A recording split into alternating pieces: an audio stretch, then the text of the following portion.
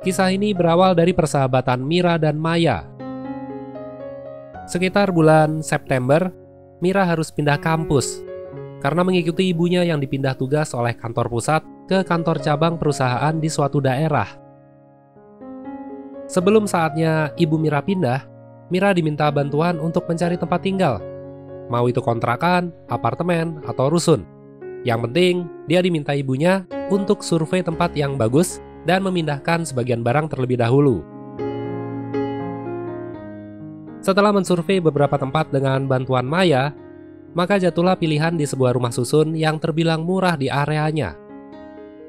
Suasananya itu terlihat asri, nyaman, ada taman berkumpul yang menyenangkan baik untuk dewasa maupun anak-anak, ditambah lagi harganya sangat terjangkau.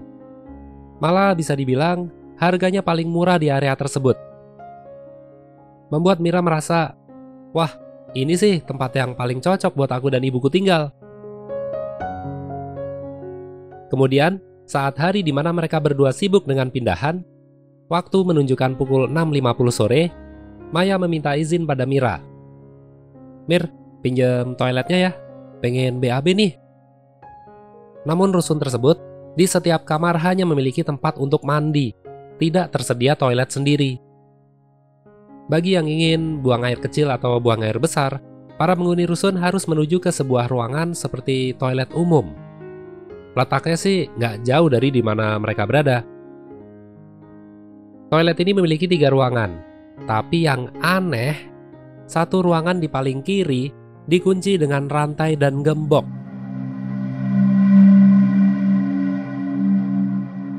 Maya berpikir mungkin ruangan ini dikunci karena lagi diperbaikin atau lagi nggak bisa dipakai, nggak ada pikiran yang macam-macam.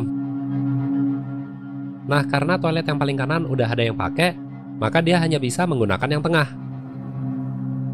Sebelum masuk, Maya baru sadar bahwa dia lupa membawa sabun. Mira berkata, "Aku aja deh yang ambil di kamar. Kamu tunggu di sini ya." Maya menjawab, "Tapi jangan lama-lama ya, Mir. Kebelet nih."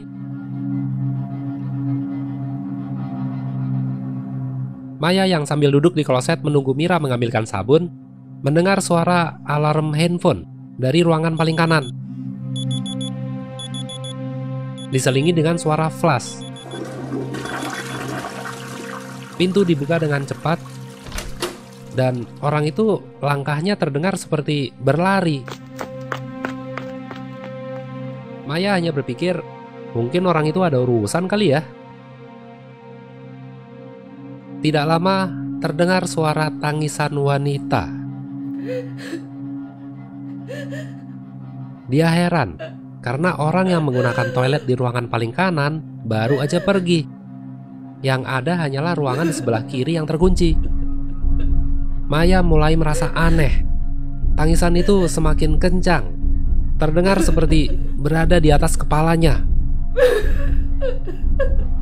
Perlahan dia menengok ke atas.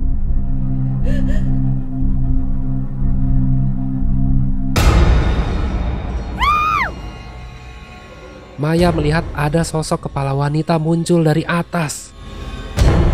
Dia begitu panik, dia langsung berlari keluar dari toilet. Kebetulan dia bertemu dengan Mira yang baru saja datang membawakan sabun. Maya berkata, "Ayo Mir, kita cepat masuk kamar." Mira merasa bingung dan terkejut. "Kamu kenapa, Mai?" Maya menjawab, "Udah ayo cepetan, aku cerita di kamar aja."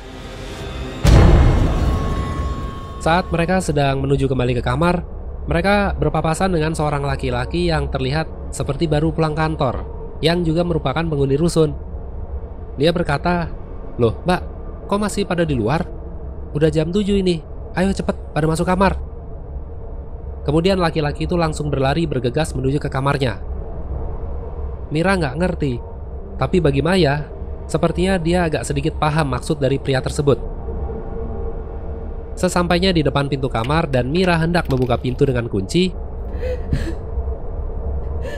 suara tangisan yang didengar oleh Maya di toilet tadi mulai terdengar kembali. Mira juga mendengarnya.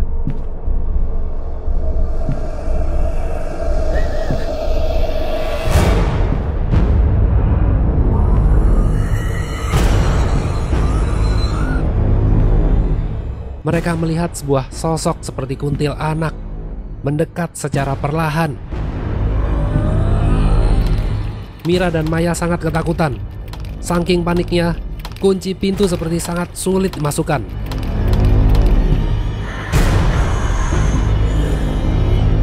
Beruntung, sebelum kuntilanak itu mendekat, pintu berhasil dibuka.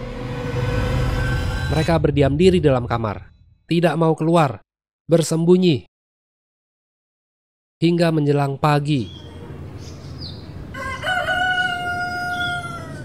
Nah, di pagi harinya setelah matahari terbit, mereka keluar dari kamar dan berpapasan dengan ibu-ibu sambil berkenalan layaknya tetangga baru. Ibu itu berkata, "Oh iya, kalau di sini hati-hati ya.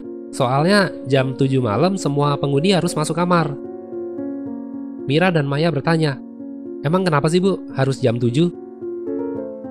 Dari pertanyaan inilah mereka menemukan jawabannya. Ibu itu bercerita, beberapa tahun yang lalu, ada seorang penghuni cewek yang meninggal karena gantung diri di toilet. Cewek itu mengakhiri hidupnya karena udah hamil di luar nikah, terus ditinggal sama lakinya. Nah, itu sebabnya si cewek milih buat bunuh diri daripada harus nanggung malu. Ruangan toilet yang digembok itu tempat di mana si cewek meninggal. Dari laporan otopsi dan rekonstruksi polisi, cewek itu meninggalnya jam 7 malam.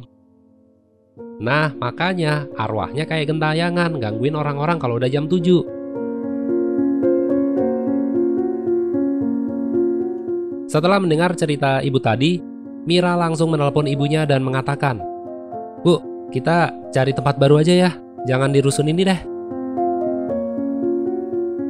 Tanpa berpikir panjang lagi, hari itu juga, saat itu juga, Mira dibantu oleh Maya berkemas barang dan merelakan 1 bulan uang kontrakan rusun yang sudah terlanjur dibayar.